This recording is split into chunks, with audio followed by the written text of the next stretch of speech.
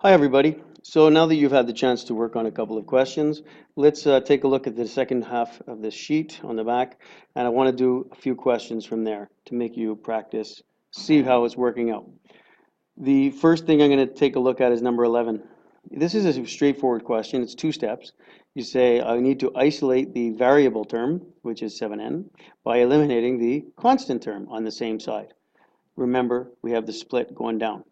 So I'm going to be taking negative 10 and adding 10 to both sides. The purpose of this is to get the 7n by itself. 7n on the left and 63 on the right. Now I have the variable term isolated. However, I need to eliminate the coefficient. The coefficient is multiplying 7, so I'm going to divide by 7 both sides, which is going to give me n equals 9. And we're done. The next question I want to do is number 15. Number 15 is same deal. It's got a variable term and constant on the same side.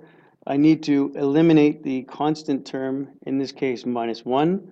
Opposite of minus 1 is plus 1. And whatever you do to one side, you have to do to the other side, leaving you with negative 4f equals 24. Now, the only other difficulty in this is that when I go to divide both sides, I have to recognize that the coefficient of f is a negative 4. So I need to divide both sides by negative 4. And that's going to give me f is equal to, I forgot the negative, negative 6. It's a 6, but a positive divided by a negative is going to give me a negative answer. And that works pretty well.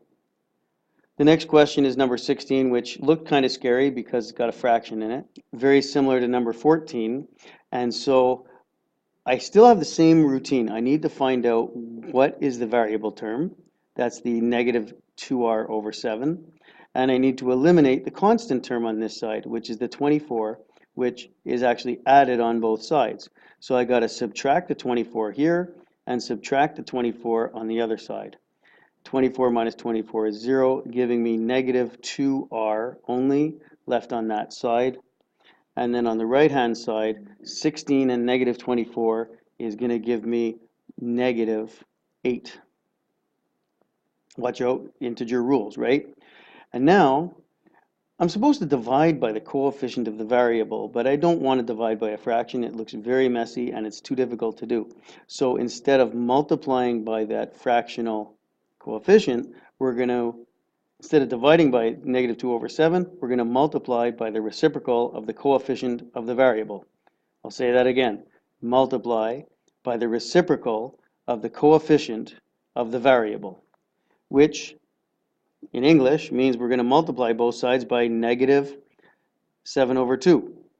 Now the negative could be on the top or on the bottom. I'll actually put it on the bottom. You might see that better. I'm multiplying by that flipped fraction. And whatever you do to one side, you have to do to the other side. You may ask why I've got it in brackets. I want to make sure that I know that this is multiplied, not subtracted. And just to make life a little more understandable, I'm going to put that 8 over 1 to remind myself top times top, bottom times bottom. So on the left-hand side, I'll put that in green. Everything cancels away. You wanted that to happen. That's why you decided to multiply by the reciprocal. And you're going to just get r, positive, right? The negatives all canceled out.